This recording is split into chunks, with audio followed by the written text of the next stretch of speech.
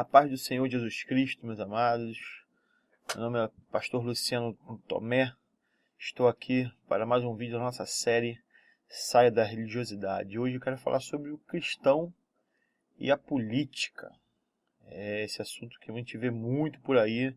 Aliás, já há algum tempo, mas nesses últimos anos, então, o envolvimento do cristão com a política está muito grande e muitas vezes motivados pela liderança chamada evangélica, né?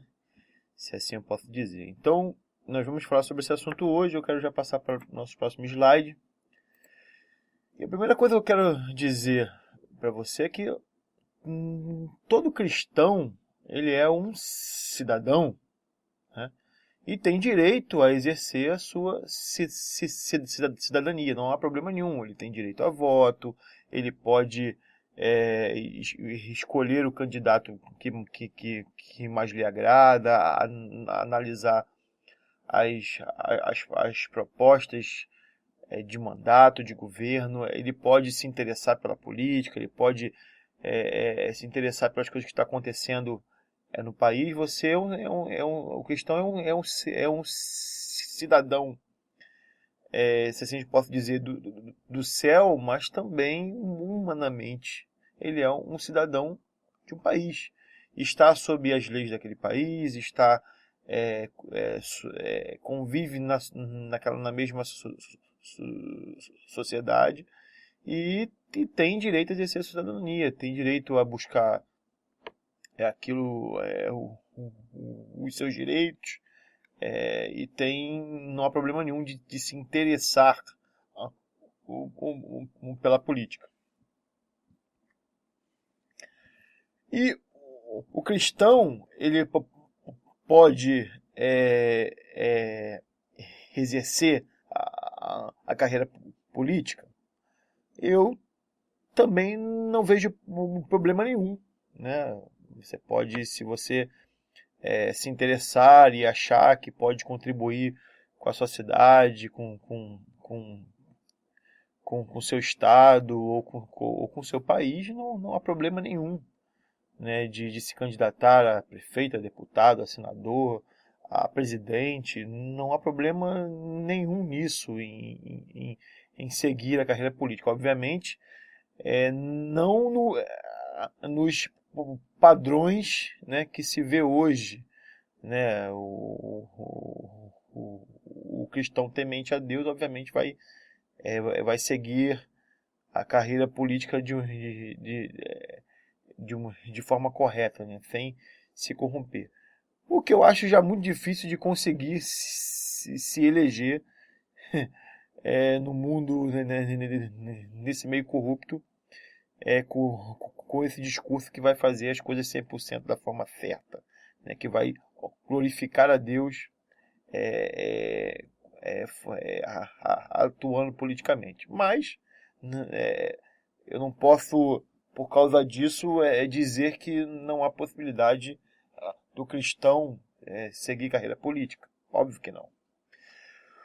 O grande problema, né, é quando se mistura as coisas, né? Quando você mistura a fé e a política, né? Não há problema nenhum de ser político. Agora, quando você traz para dentro da política a sua fé e começa a, a, a, entre aspas, fazer as coisas em nome de Deus, né? Tomar atitudes ali em nome de Deus e tudo mais, eu já não concordo. Porque são coisas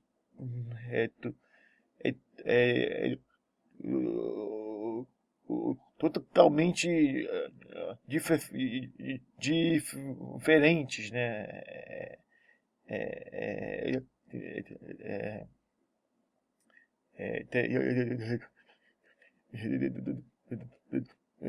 Tem um ditado, né, no mundo secular que acho que mulher, fé e política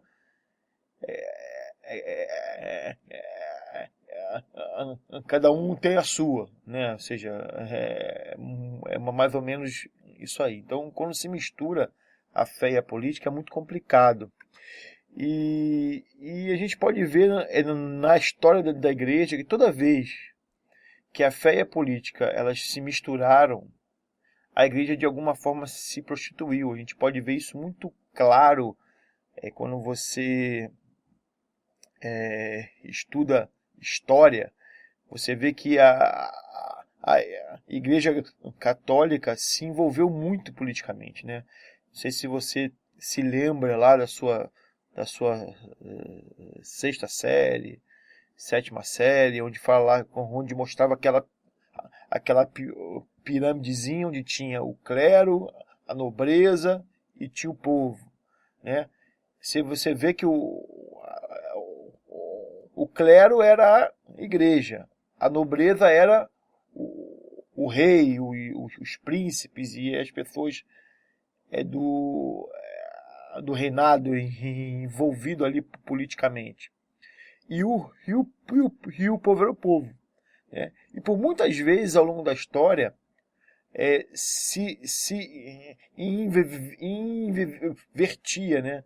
O clero às vezes estava no topo da pirâmide, outra vez era a nobreza, porque havia uma disputa de poder entre o clero e a nobreza, ou seja, a igreja, né, por meio dos papas, que usava a fé como uma influência política muito forte, ou seja, a igreja ela tinha, né, a fé e a bênção, né, aquela história de quem a igreja abençoasse ia para o céu, quem a igreja amaldiçoasse não ia para o céu. E a igreja usava essa prerrogativa para se impor politicamente. E muitas vezes a igreja se beneficiou disso, de acordos políticos, e às vezes, né, muitos imperadores, muitos reis, muitos nobres se submeteram à igreja para tomar decisões. Né? Então, e ali quando você vai estudar a história, você vê que ali havia muita coisa podre ali, havia muita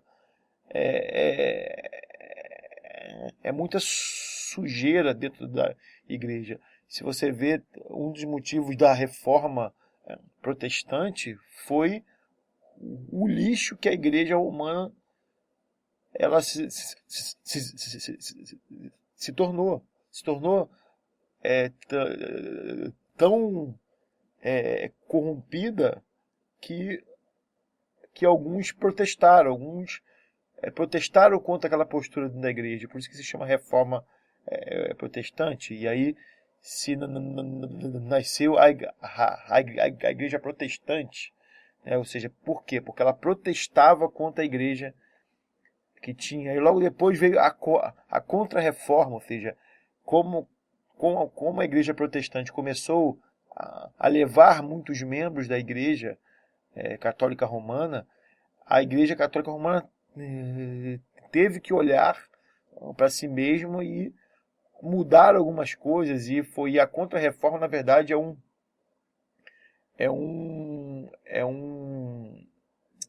é que eu posso dizer? Um contra-ataque à reforma, ou seja, para poder diminuir a demanda de aquele êxodo que estava saindo da igreja.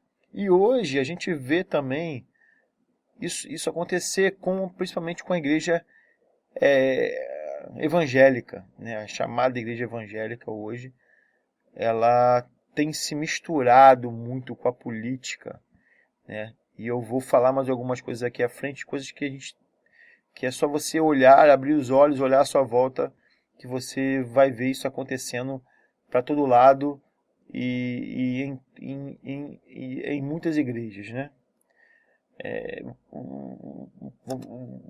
Vamos seguir. Outro item que eu quero falar sobre pastores na carreira política.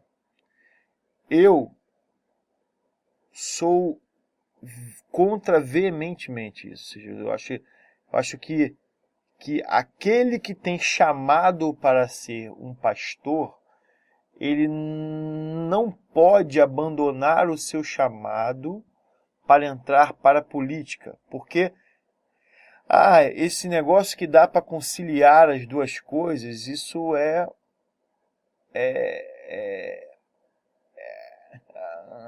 mentira, porque se o pastor for um pastor de verdade, que discipula as suas ovelhas e que ensina as suas ovelhas, ele tem muito trabalho, ele não tem tempo para fazer campanha política, ele não tem tempo para se envolver politicamente.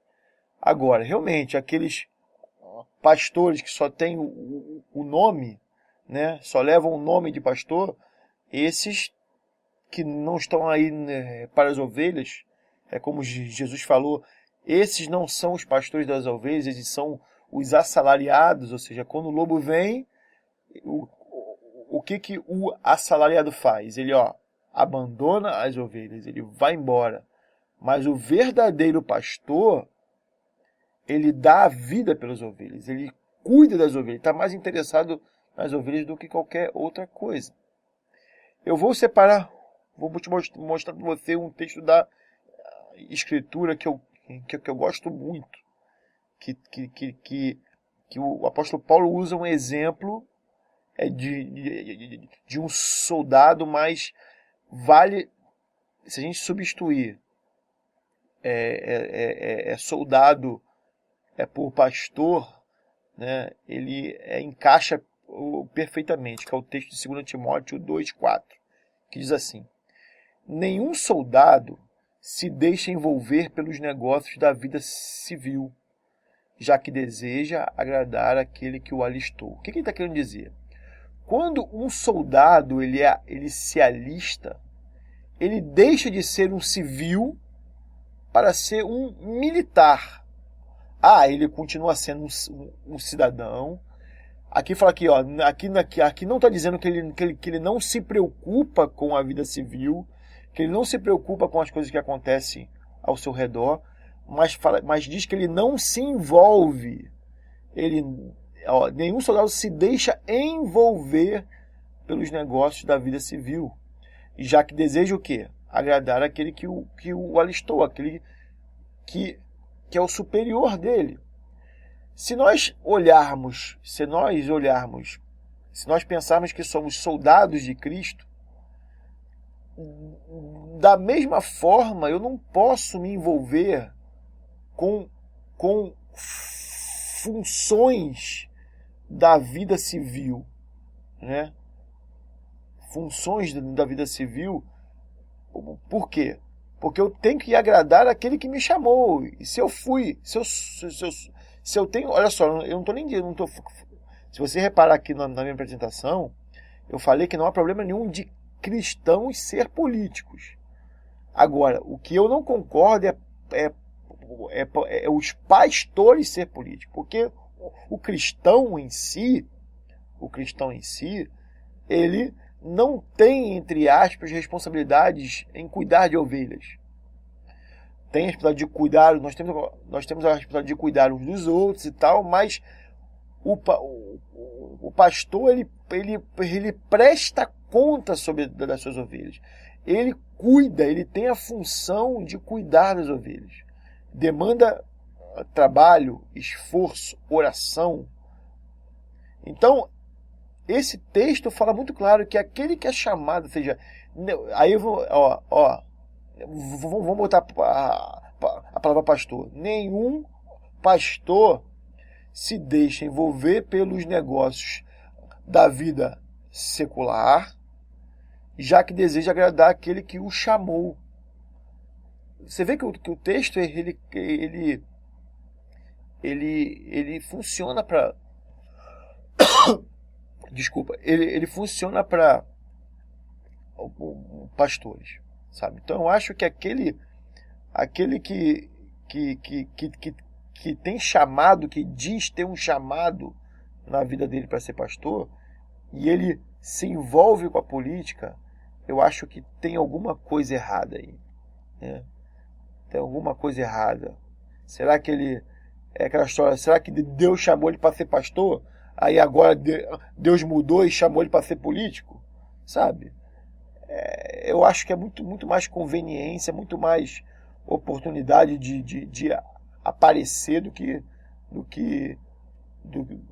que outra coisa, né? Na verdade é que os pastores hoje em dia, eles não querem ser aqueles pastores ocultos, que dão a sua vida pelas ovelhas, lá no campo, onde ninguém vê, ninguém sabe, não. Eles querem hoje estar em programas de televisão, eles querem hoje estar pregando em canais abertos. Não que isso seja problema, mas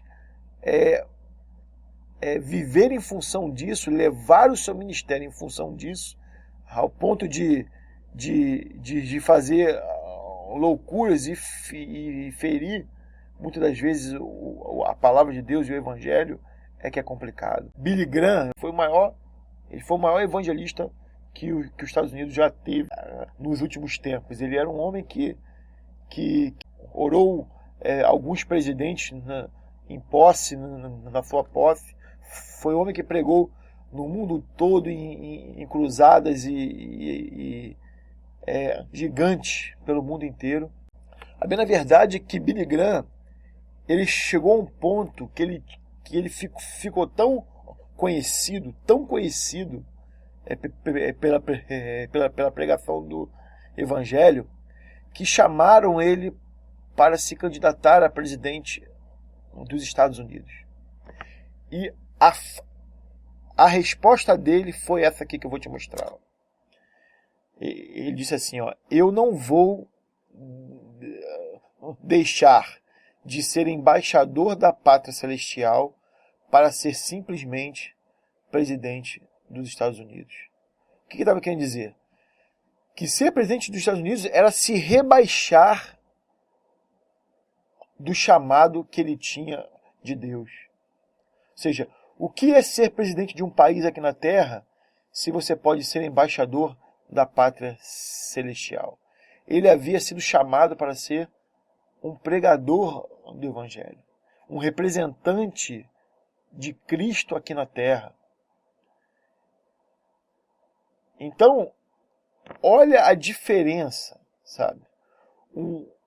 Ele recusou, porque ele entendeu que o chamado dele era muito mais importante do que um cargo político. E sem contar que ele seria presidente dos Estados Unidos por 4 anos, talvez um segundo mandato, mais 4, 8, sabe? Ele ia ser presidente por um período, né? Enquanto ele foi embaixador da pátria celestial durante toda a sua vida. Então, reflita sobre isso, querido. Reflita sobre o que você tem visto hoje em dia, esse grande emaranhado de essa bancada evangélica, a bancada cristã, o partido cristão. Não há problema, como eu falei, não há problema nenhum de cristãos ser políticos. Agora, pastores dividirem o seu tempo de ministério com ser político, sabe? Dizer que está ali em nome de Deus, misturar as coisas. Se quer ser político,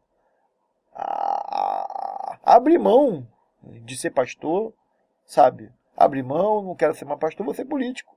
E vou lutar pelo direito da população de forma geral. Não vou ser um representante dos evangélicos, sabe?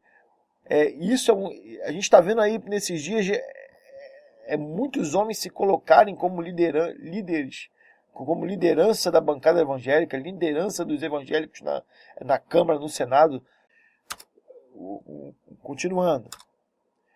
Só que aí alguns, né, vêm com algumas desculpas. Não, eu resolvi ser político porque eu vou lutar pela família. Tá, mas precisa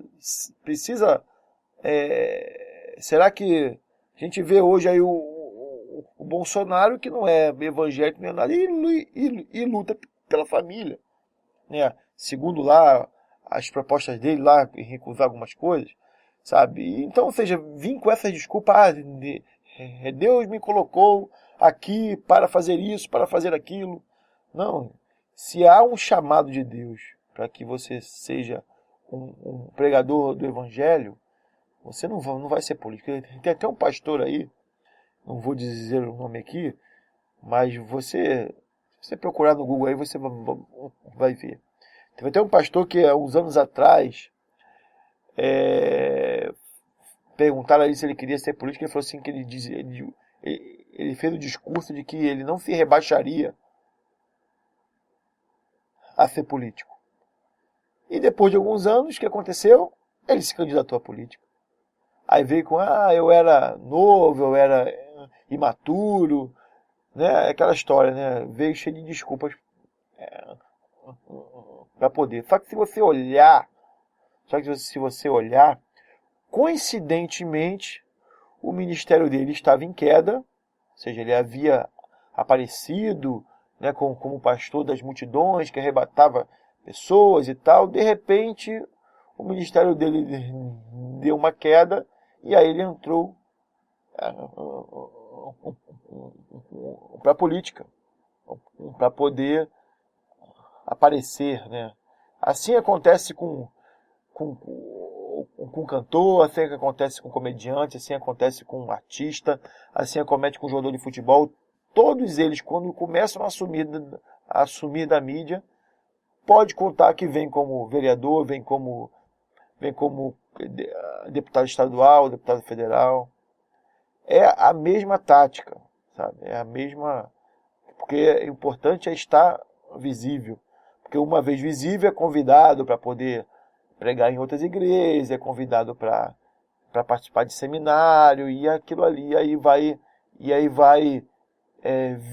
vivendo do dinheiro do povo.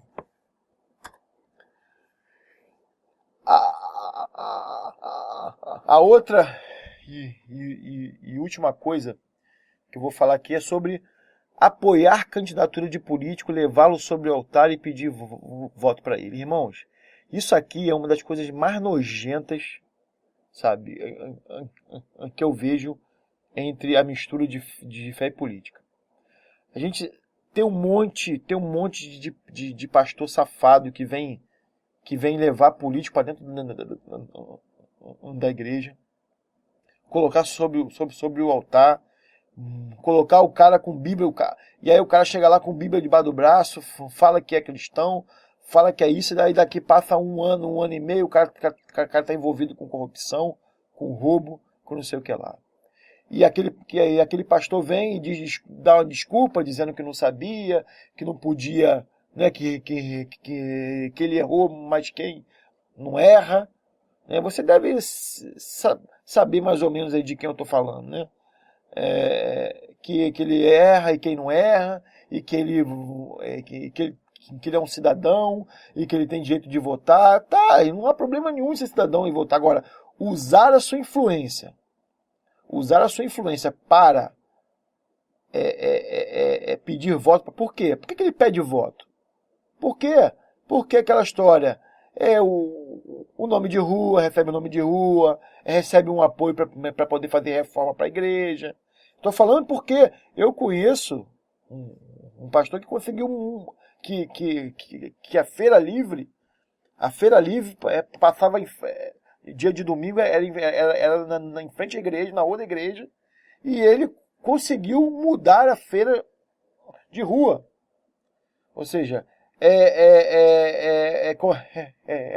coloca nome de pastor em estação do BRT, e aí você vê um monte de acordos políticos, você vê alguns pastores que dizem que nunca serão políticos, que nunca mais estão envolvidos, toda hora tá lá no meio político, toda hora tá indo fazer as coisas, e aí, sabe? E não tem jeito, irmãos, não tem jeito. Certamente há um acordo aqui, há um acordo ali, cede aqui para ter o apoio aqui, e faz assim, faz assado. Esse meio político é assim. sabe? Ninguém faz nada para você se não tiver uma troca. E isso é nojento, porque você trazer isso para dentro da igreja, um lugar que deveria ser santo, que deveria estar com foco em outras coisas, sabe? Sabe, usar programa de televisão que é pago com oferta, sabe, de pessoas sustentado com dízimos e ofertas, é para ficar o tempo todo falando de política, falando mal daquele, mal desse, critica outro, pede apoio a outro, sabe? Se todas essas horas fossem usadas para a pregação do evangelho, se a gente conseguisse mudar o coração das pessoas no nosso país, pela pregação do Evangelho, que só o Evangelho, só Jesus é capaz de transformar de dentro para fora, a gente não teria o que temos hoje. A verdade é que a corrupção política e financeira está dentro das igrejas. Há pouco tempo atrás tinha até envolvimento de igrejas com propinas para campanhas políticas. Sabe? A que ponto nós estamos chegando? Pastor que por causa de um telhado novo da igreja, de um estacionamento novo para a igreja, oferece, coloca aquele político, oferece aquele político em cima do altar para as pessoas votarem nele, sabe? Não dá para a gente admitir que se misture fé e política, porque quando o cara vai lá levar o pastor vai levar o político lá em cima do altar para pedir voto, ele fala que aquele homem é cristão, que aquele homem ele tem princípios. Ninguém chega lá e fala assim, me dá o voto para ele aqui. Não. Conta-se uma história que o cara se comprometeu. Né? Eu me lembro, tem até um episódio de um governador aqui do Rio, um ex-governador do Rio, que foi levado sobre um altar de uma igreja para poder pedir voto, uma igreja grande, né, que tinha um número considerável de membros, e o pastor falou que ele havia assinado lá um documento se comprometendo em atuar em áreas tais e tais e tais para ajudar o povo evangélico, para ajudar a pregação do evangelho. E eu me lembro que logo que esse político se candidatou a governador, a primeira coisa que ele fez, um dos primeiros lugares que ele foi a um casamento gay dentro de um centro de macumba.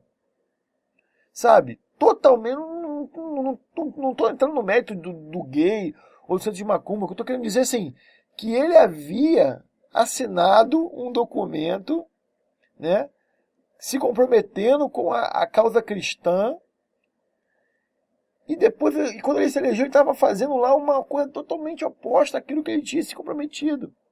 Então, ou seja, quem que está errado? O político? Não, o político é político. O político é isso aí mesmo. Ele vende até a mãe para ter voto. O errado é quem? O errado é o pastor que não tem o discernimento de entender que fé e política não se misturam. Veja bem, eu volto a dizer, não há problema. Todo cristão é um cidadão e pode exercer sua cidadania. Aliás, pode não. Deve exercer sua cidadania. Deve se interessar, sim, pelo que está acontecendo no seu país, sobre os projetos de lei que estão sendo levantados e votados. Tem que se interessar, sim. Mas se interessar como um cidadão e não basear as suas atitudes numa fé. Óbvio que você vai ter princípios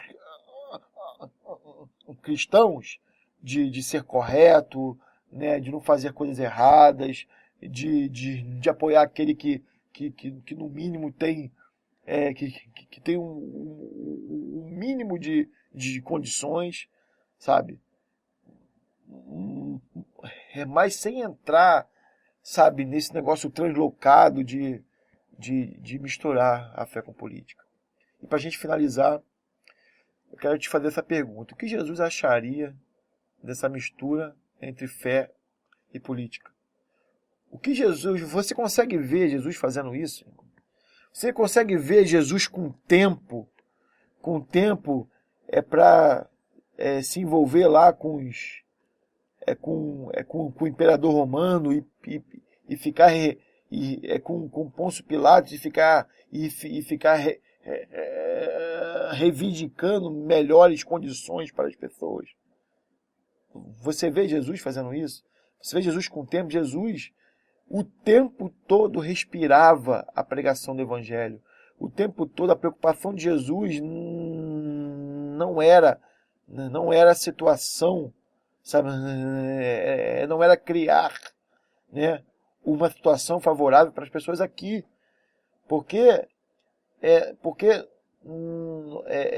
espiritualmente falando, nós não somos daqui. Vivemos aqui, mas como estrangeiros, como peregrinos. Jesus poderia ter se envolvido politicamente. Nem religiosamente ele se envolveu. Sabe, enquanto lá os fariseus e os saduceus levavam as suas vidas na religiosidade, Jesus ia de cidade em cidade pregando o evangelho, fazendo a obra que o Pai havia chamado ele a fazer. Então, queridos, que você preste muita atenção, sabe, em quem você tem emprestado os seus ouvidos, sabe, para ouvir a, entre aspas, pregação do evangelho, sabe, que você possa discernir e filtrar aqueles que você tem colocado em autoestima na sua vida, sabe? Porque tem muitos aí que, como diz as escrituras, são lobos vestidos de ovelha. São homens que têm a sua posição dentro eclesiástica, como pastor, como bispo, seja lá o quê. Só que não estão nem aí para as pessoas. Só estão olhando para o seu próprio umbigo, para fazer os seus acordos e conseguir cada vez mais aumentar o seu império. Você lembra da inauguração do Templo de Salomão? Lá que ela até subiu para discursar, sabe? Aí, será que ela foi ali simplesmente porque ela quis ir ao culto? Porque ela se sentiu privilegiada de ser chamada ali para aquela inauguração? Claro que não, hein? Ali havia muita gente. Se eu não me engano, o Templo de Salomão acho que cabe 10 mil pessoas, sei lá, 20 mil pessoas, não sei quantas pessoas cabem ali. Aí ela estava ali para aparecer para aquelas pessoas. Porque de 10 mil, fora de 10 mil se multiplica para 40, 50 mil, porque as pessoas têm marido, esposa, tem primo, tem tio, tem não sei o quê. Sabe? Você acha que ela estava ali à toa? Será que os políticos que vão em igrejas, eles vão à toa? Claro que não. Há interesse por trás. Há interesse. Aí eu te pergunto, o que Jesus acharia disso? O que Jesus acharia de uma mistura dessa entre fé e política? Vou deixar essa pergunta para que você medite e você analise o que você tem visto em nossos dias, ok? Fica com Deus, um abraço e até o próximo vídeo.